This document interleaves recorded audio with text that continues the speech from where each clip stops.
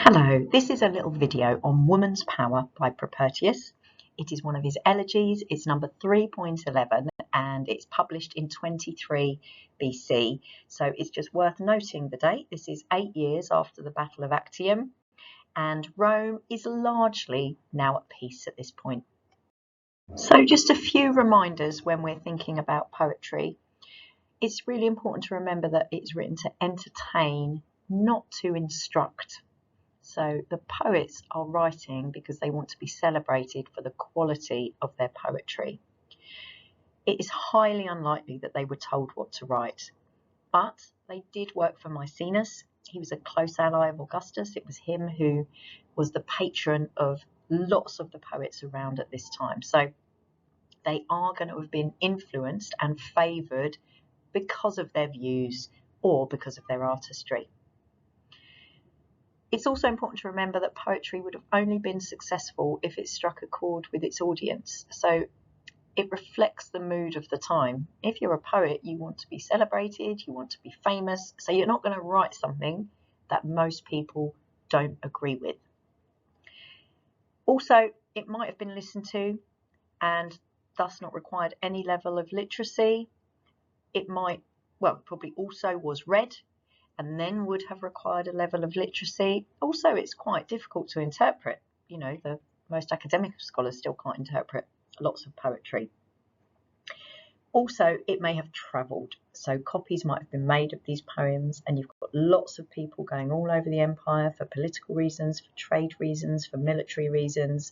So even though it may not have been as accessible as a source like coinage, it may well have got out there.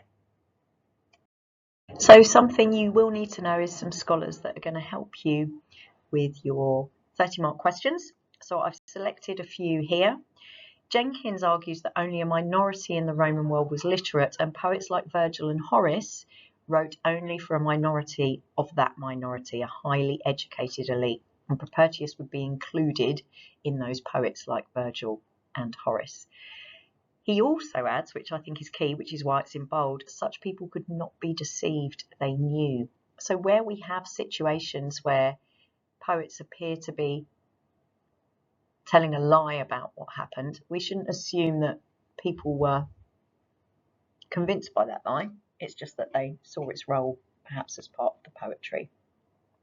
Also, Jenkins is quite different because he is suggesting that actually not many people at all were accessing poetry.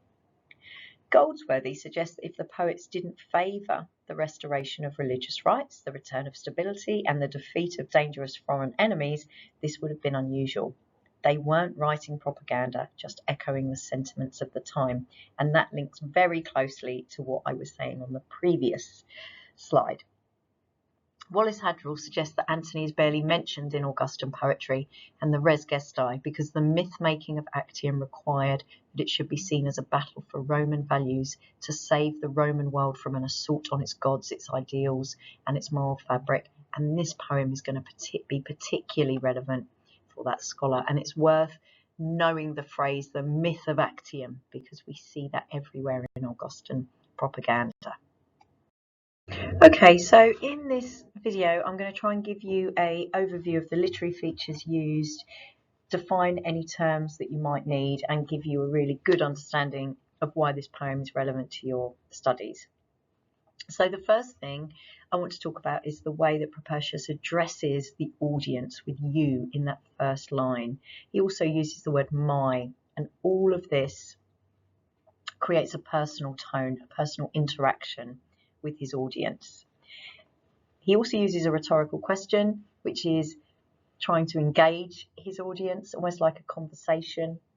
And we have a lot of negative language throughout. So if we just go through this first verse and highlight some things, make sure you've got the poem in front of you. We've got words like entwines, enslaved, fabricate, charges, cowardice, break, yoke, snap, chains, wounds, fear, boasted, afraid.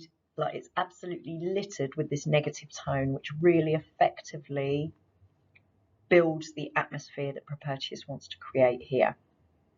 It is a very personal, there is lots of personal pronouns here, so it doesn't feel like a bit of Augustan propaganda yet.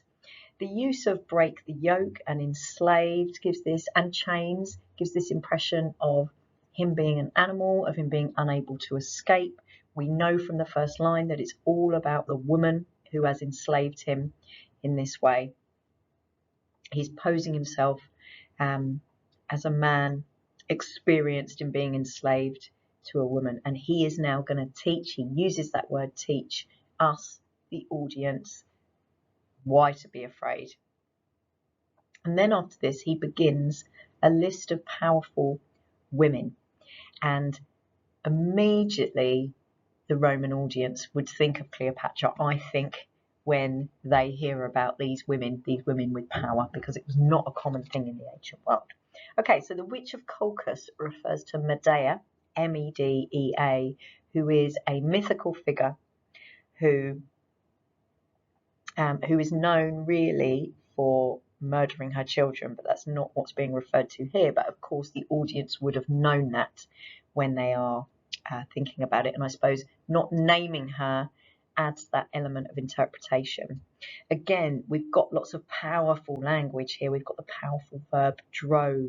We've got fiery bulls who are in a yoke of steel, and this all creates a really strong, ominous image of her. And then it talks about how she sowed civil war in the warrior-bearing soil. And obviously civil war is a very familiar thing to the Romans at this point. And closed the serpent guard's fierce jaws, so the golden fleece would come to Aeson's halls. So again, all of the language here is about power. And then he moves on to the Amazon Penthesilea, who was famous from the epic cycle for the Trojan War, even though she doesn't appear in our Homeric epics. And it talks about her, so she's an Amazon queen, how she once dared to attack the Danaan fleet with arrows fired from horseback. Again, this idea of daring. How dare she? She whose bright beauty conquered the conquering hero. And notice how the language here used sort of parallels each other. Bright beauty conquered and conquering, when the golden helmet laid bare her forehead. So this is a reference to the myth where Achilles sort of runs her through with his spear, and then as he takes her helmet off, he apparently fell in love with her. There's a really famous vase in the British Museum which sort of echoes that moment.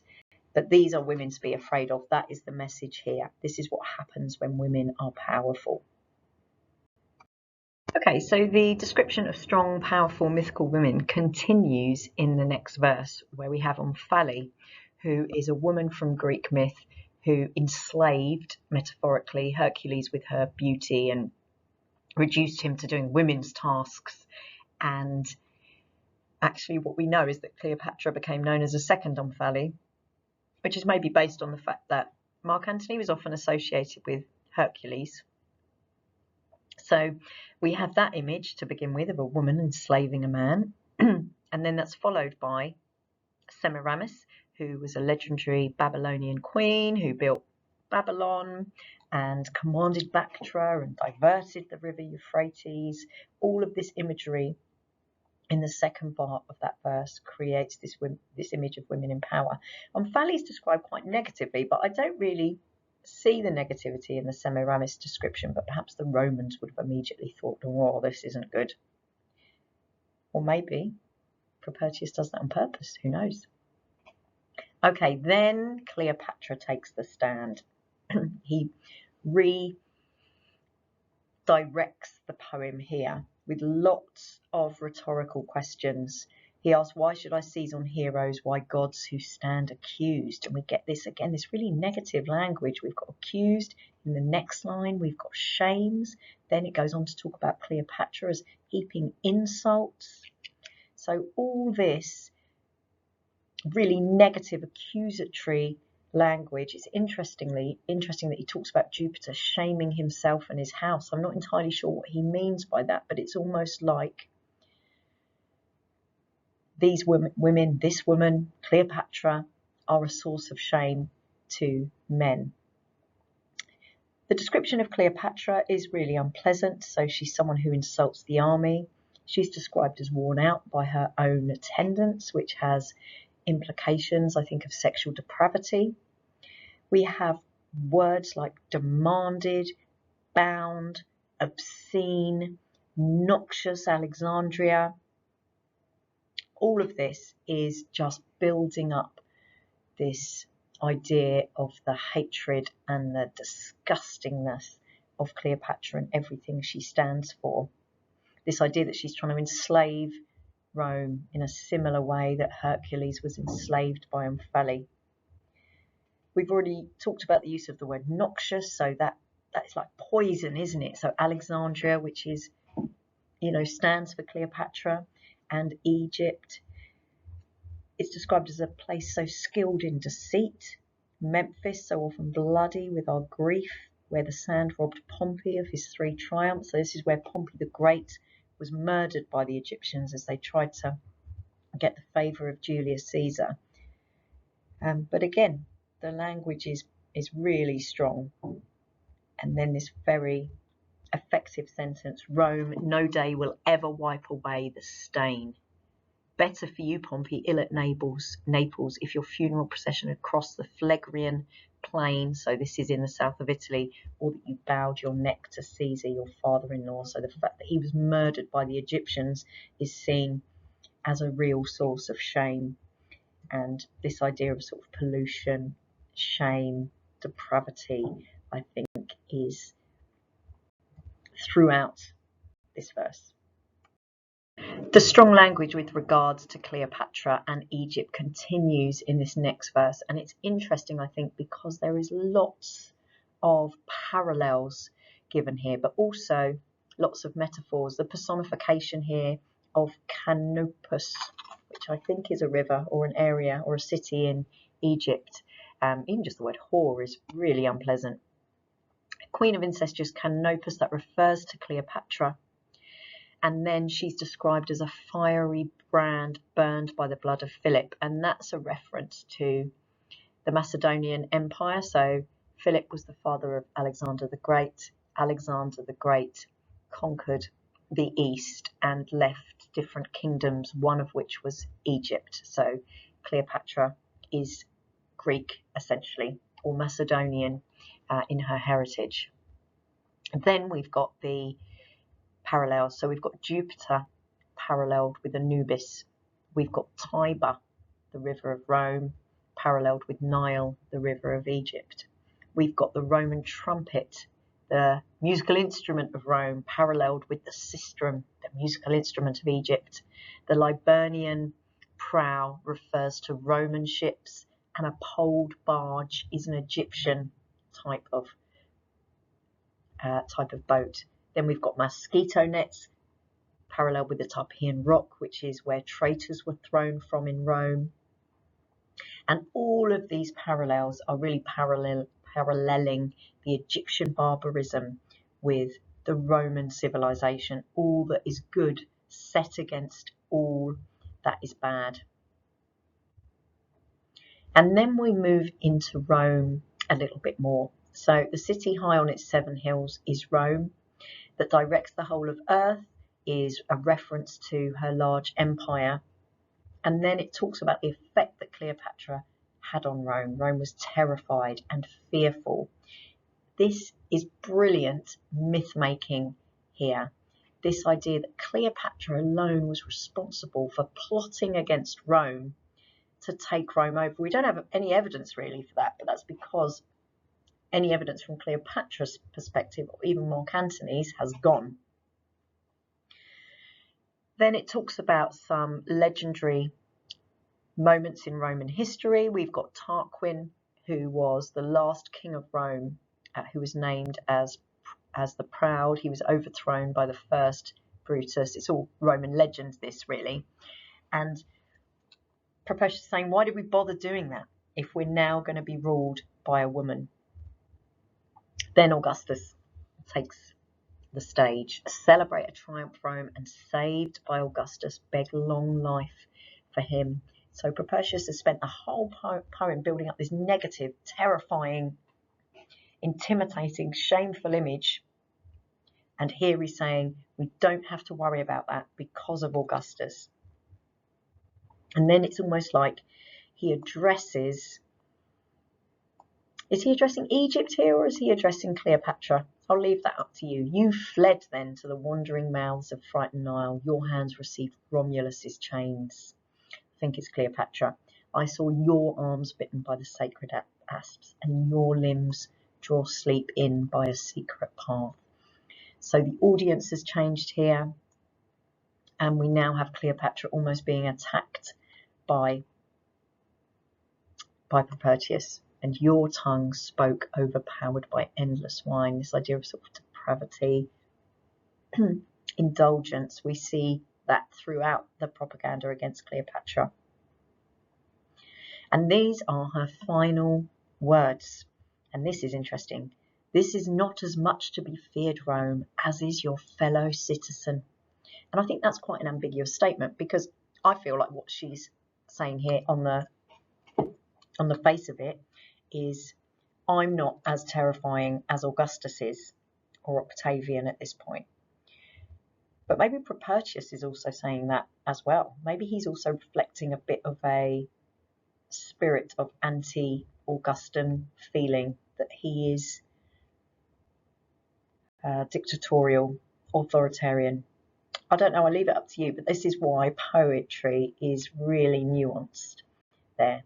But I love the way he brings in Cleopatra's own words. We hear her voice. Not that it probably is what she said. Obviously, this is just what Propertius is imagining. And then these are the closing verses of the poem. So we've had our mythical, powerful, threatening women. Now we've got our legendary Roman heroes, and he gives the names of 3 here: Curtius, Horatius, and Corvus. Excuse me. So Curtius was famous from Roman legend for sacrificing his life by throwing himself into a big chasm in the Forum that then closed up after him. And then Decius was another legendary figure who was militarily strong. Horatius, he basically had this legend about him holding a bridge while the Etruscan enemy came thundering towards him to give enough time for the Roman soldiers behind him to escape before he cut it down and flung himself into the river to swim across. And then we also have Corvus here, who was a general who won a one-on-one contest with an enormous Gallic warrior, and I think a crow landed on his head, hence Corvus, as you may know, the link between those 2 words.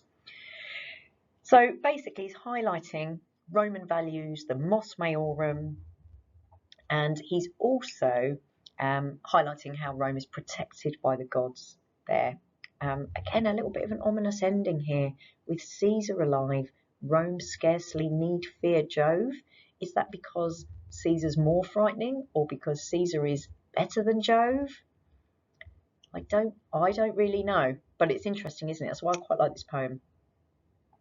Then in the next verse, he's more into the historical period. He talks about Scipio, Camillus, Bosphorus captured by Pompey's might, Hannibal's spoil, Syphax's Libyan trophies, or Pyrrhus's glory. So Scipio and Camillus were both figures who were key in rejecting the Carthaginians. Hannibal was a Carthaginian general. The 3 Punic Wars fought against Rome were huge moments in Rome's history. They nearly became Carthaginian because the Carthaginians were so powerful, but the Romans managed to fight back. Syphax refers obviously to Libya, which is again linked to Carthage, and Pyrrhus refers to the conquest of Greece that took place in 146 BC. So this is relatively recent history for Propertius, not in his lifetime obviously, but in 146 BC, Carthage finally fell to Rome, and Greece as well. I think it was sort of fell in the Battle of Corinth, 146 BC. So all of these sort of huge victories are obviously being compared with the victory at Actium. And then by the end we have Apollo of Actium. So he obviously has become closely associated with Actium. We see that in the Temple of Palatine Apollo. And then it says, one day of battle carried off so great a host. And I feel like that must refer to Cleopatra as well, quite admiringly. Again, think back to how Semiramis is described in quite positive terms earlier in the poem. But you, sailor, whether leaving or making for harbour, be mindful of Caesar through all the Ionian Sea. Again, reflecting the power of Caesar, but in a little bit of an ominous way, I think. There is scholarship about Propertius being a little bit subversive, but not an enormous amount. But I think if you are discussing this poem, it's definitely worth thinking about the different ways it could be interpreted. So I hope this is helpful. I hope you've managed to get lots of notes. If you need to go over any bits again, then obviously you can always rewind and do so. Okay, thank you.